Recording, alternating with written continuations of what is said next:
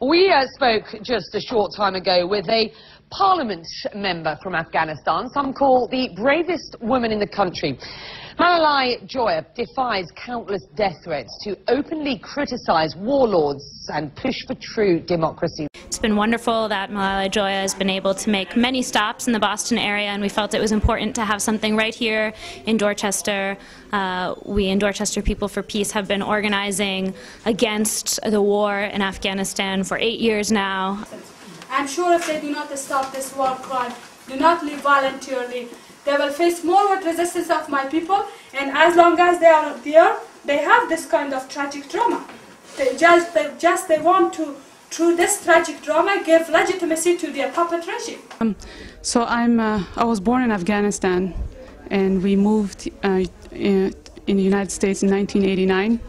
So, of course, the conflict in Afghanistan is going on for 30 years now, so I was reading a lot about the conflict there by the RAWA website, and that's how I became to know Malalai. We wanted to know what can be done to help Malalai and the Afghan people.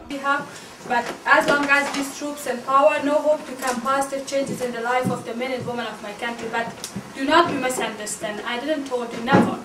Yeah, one day we will have real democracy, women's rights, human rights in Afghanistan. I think that I've been very concerned that when it turned out that Barack Obama really meant what he said when he was running, that we should get out of Iraq in order to get into Afghanistan, that he's really serious about it. I've been concerned that nobody challenged him about it, because it always seemed to me like a disastrous war where we're killing a lot of civilians and not having much effect. So I was just happy to do what I could.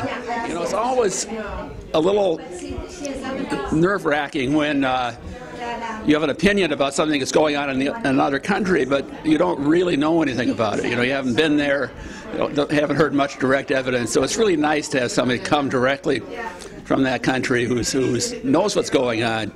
I came to be here today because I'm an Iraq veteran, and I worked with a group called Iraq Veterans Against the War for quite a while. I thought it was what every American needs to hear about our involvement. What made you decide to write the book? But the sorrows and pain of my people reflect in this book.